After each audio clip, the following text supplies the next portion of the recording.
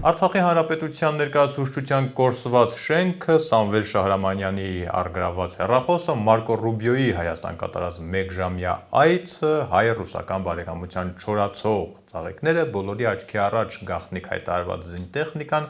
Երևանի փողոցներով մեկ ցրված ու ավիացիան երկնքում Ողջույն, ես Նորայր Հովսեփյանն եմ, իսկ սրանք թեմաներն են, որոնց մասին խոսելու ենք առաջիկա րոպեների ընթացքում։ Մինչ օրվա լրահոսին անցնելը շնորհակալություն եմ հայտնում YouTube-յան իմ ալիքի բոլոր բաժանորդներին,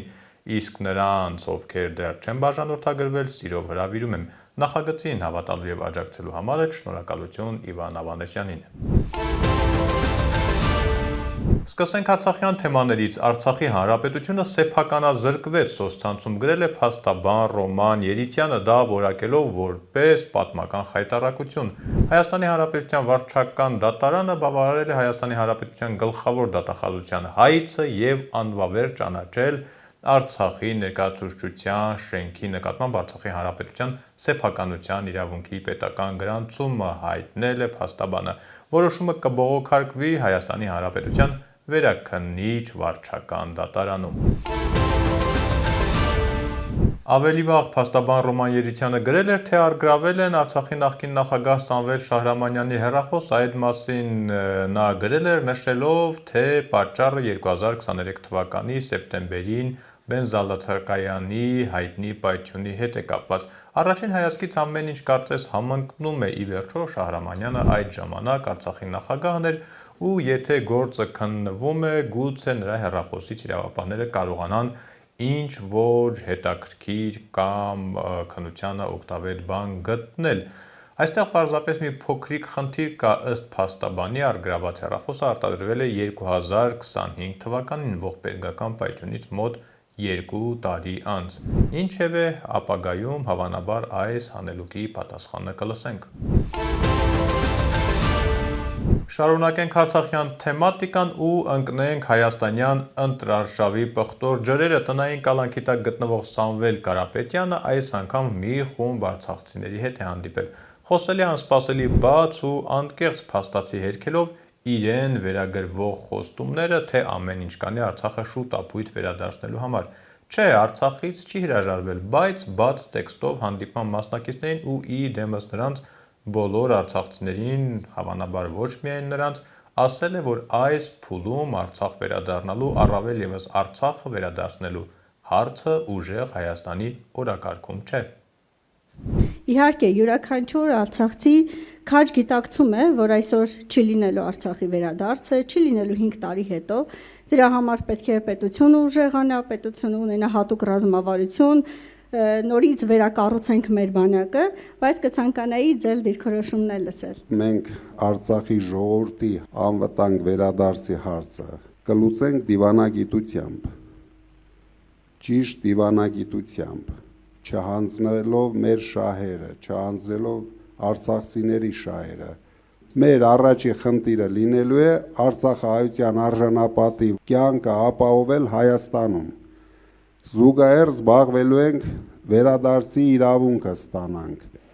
Արցախի ժողովրդի հարցը լինելու է մեր գլխավոր հարցերից մեկը։ Դուք կարող եք չանհանգստանալ։ Անելու ենք ամեն ինչ։ Եթե ես իմ մասնավոր հնարավորություններով արել եմ ամեն ինչ, ամենայն դեպս կարող եմ վստահ ասել, ինչ հարց բարձրացրել են Արցախի այն ժամանակվա իշխանությունները, մենք շուտով իրենց բարով խերով հետ կվերադարձնենք, դուք կարող եք հարցերը ուղղել իրենց։ Ոչ մի հարց ես առանց լուծելու չեմ թողել։ Դուք ինչ տեսել եք այնտեղ, դրանից հաստատ ավել եղել են, ինչի մասին մենք չենք կարող խոսել։ Ինձ թվում է դուք հասկացաք ինչի մասին է խոսքը, նույնիսկ մի քանի անգամ ավել ձեր տեսածից ես արել եմ, համենայն դեպս ինչի կարիք դուք ունեցել եք, ես արել եմ։ Եթե ես մի բան չեմ արել, ուրեմն այդ հարցը չի բարձրաձայնվել։ Փոխարենը Սամվել Կարապետյանը վստահ է 300,000 ադրբեջանցիները անպատճառ գալու են Հայաստան։ Թեման այնքան հրատապ է համարել պարոն Կարապետյանը, որ դրա մասին անգամ ճակատագրական հայտարարություն է արել։ Նախ լսենք, որ հանկարծ սխալ չհասկանանք։ Ի դեպ, ճակատագրական հայտարարությունը իմ ձևակերպումը չէ, այլ հայտարարությունը նրա կուսակիցների կողմից այդպես է հենց բնութագրվում։ Բոլորս հիշում ենք 300,000 աշխատատեղ, $1 միլիարդ տուրիզմի զարգացման համար, ժողովրդագրական տվյալների բարելավման համար խոշոր միջոցներ, փոքր բիզնեսը ազատում ենք բոլոր հարկերից եւ ստուգումներից եւ այլն։ Մարդիկ արդեն ծանոթացել են մեր ծրագրերին, բայց մենք ունենք ամենալուրջ խնդիրը մեր երկրի եւ ժողովրդի համար։ Եթե մենք չկարողանանք կանգնեցնել Փաշինյանի եւ Ալիևի պլանավորած 300,000 ադրբեջանցիների մուտքը Հայաստան, կստացվի, որ բոլոր մեր տնտեսական ծրագրերը անիրագործելի են լինելու, քանի որ հիմնական աշխատատեղերը բաժին են հասնելու ադրբեջանցիներին։ Դրա համար մենք մեր կառավարության հենց առաջին նիստին ընդունելու ենք գլխավոր օրենքը մեր երկրի համար։ Դա մենք կոչել ենք Սաֆարովի կանխարգելման օրենք, որպեսզի արգելենք ադրբեջանցիներին գնել մեր հողերը, գնել մեր տները, նվեր ստանալ մեր հողերը, ինչպես մենք բոլորս տեսել ենք, 240 քառակուսի կիլոմետր միանգամից մեկ օրում նվեր ստացան։ Այսինքն, ինչ էլ որ մենք անենք, ինչքան տնտեսությունը փորձենք զարգացնենք, եթե մեր երկրի գլխավոր խնդիրը մենք չենք լուծում, դա արժեք չի ունենալ։ Այստեղ մի փոքր անհամապատասխանություն կա։ Փաստացի ըստ Սամվել Կարապետյանի 300,000 ադրբեջանցիներին պետք է Հայաստան բերի Փաշինյանը, եթե մնա իշխանության, իսկ 300,000 աշխատատեղը պետք է բացի Սամվել Կարապետյանը ընտրություններում հաղթանակ տանելուց եւ Փաշինյանին հեռացնելուց հետո, այսինքն այս երկու 300,000-ները ոչ մի կերպ միմյանց հանդիպելու շանս չպետք է ունենան։ Չի կարող լինել տարբերակ, որ հաղթի եւ Փաշինյանը եւ Կարապետյանը։ Մի խոսքով անհարմար բան է ստացվում, բայց դա թողնենք ուժեղ Հայաստանի PR թիմի խղճին։ Ենթադրում եմ այդ թեմաները ընտրողներ, ներկայացնելու ձևը որոշողներ ամեն դեպքում կան։ Ամերիկայի Միացյալ Նահանգների պետքարտուղարը մայիսի 26-ին ժամանել է Երևան, Մարկո Ռուբիոն ժամանել է կնոջ հետ, հյուրին օդանավակայանում դիմավորել է Հայաստանի Հանրապետության արտգործնախարար Արարատ Միրզոյանը։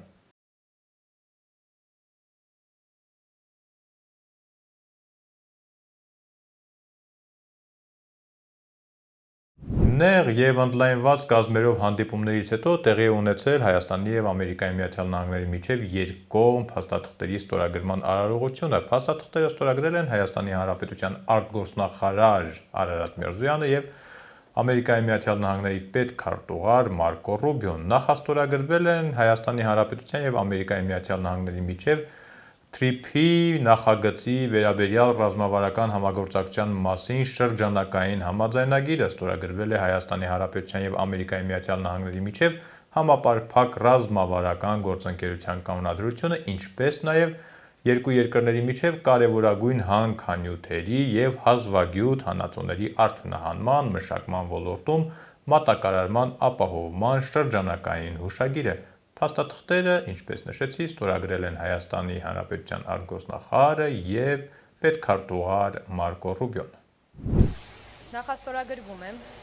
Հայաստանի Հանրապետության եւ Ամերիկայի Միացյալ Նահանգների միջև Թրամփի ուղի հանուն միջազգային խաղաղության եւ բարգավաճման նախագծի վերաբերյալ ռազմավարական համագործակցության մասին շրջանակային համաձայնագիրը։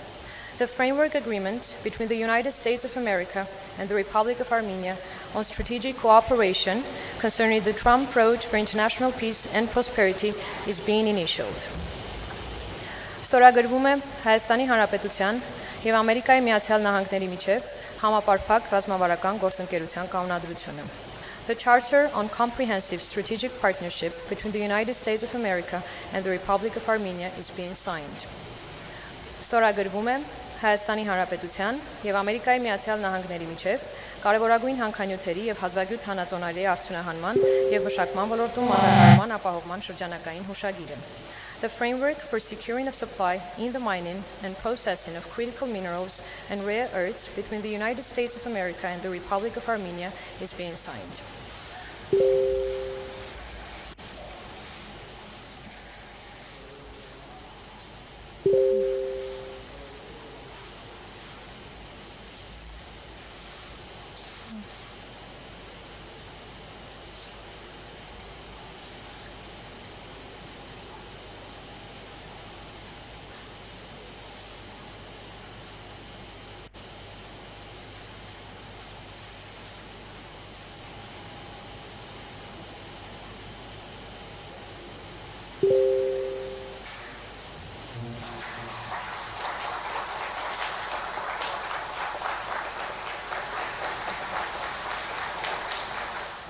Հանդիպումները, ստորագրումը, դրան հաջորդած համատեղ հայտարարությունները կայացել են հենց օդանավակայանում, Ռուբիոն Հայաստան էր ժամանել ընդամենը 1 ժամով։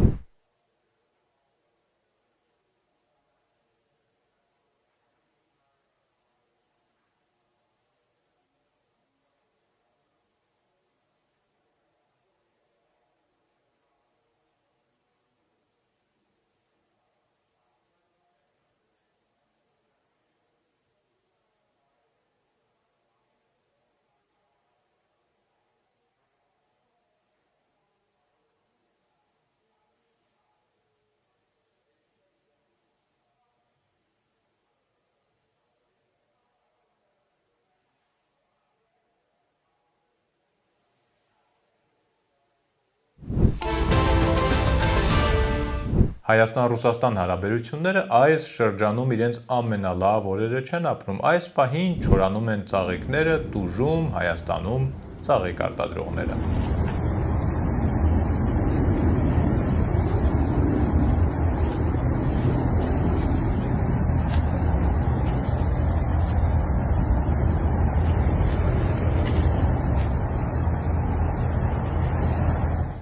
Ռուսաստանը Հայաստանից արտահանվող ծաղիկներին դեմ է ու խոստանում է այս սանկցիաները դեռ ընդամենը ծաղիկներ են, ցվիտոչկի։ Մյուս կողմից էլ Ռուսաստանից են խոստանում Հայաստան արտահանել ոչ ավել ոչ պակաս հեղափոխականներ։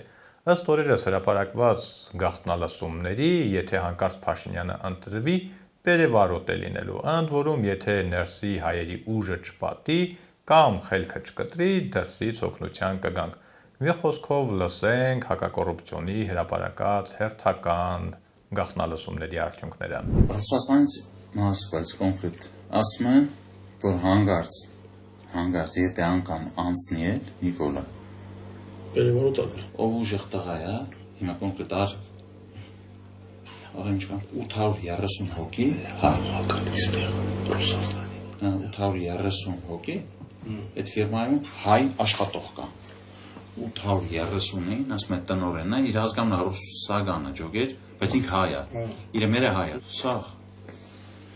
Սաղ, վաղը չմյուս օր, ամսի 15-ին, ասաց 32 հատ մեքենա, իր ֆիրմի ավտոն է, ասել է կլերես, լծվեք Հայաստան, էդի այդ ֆիրմի,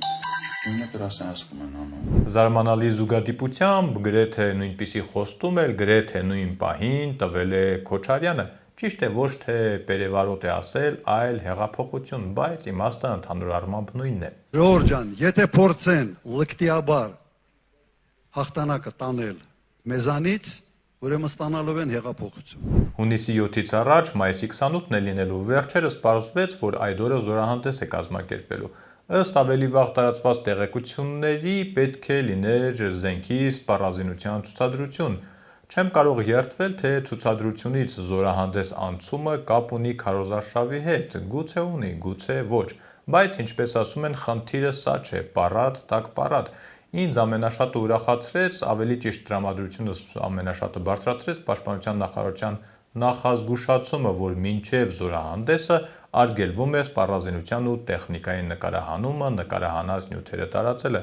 Չգիտեմ դա ինչպես են պատկերացնում, բայց ամեն դեպքում մայիսի 28-ին ընթരാճ շարունակվում են նախապատրաստական աշխատանքները, թե հրապարակում գետնի վրա եւ թե երկնքում։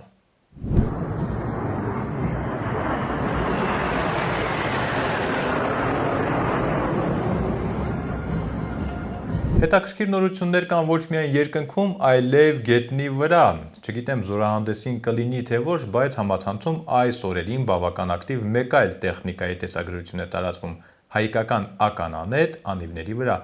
Ըստ համացանցում տարածված տեղեկությունների հայկական արտադրության են եւ մեքենան, եւ հրթիռները, եւ ականանետը ավելի որակյալ ու կրկնակի էժան արտասահմանյան անալոգներից վստահեցնում են տեսանյութը տարածողները։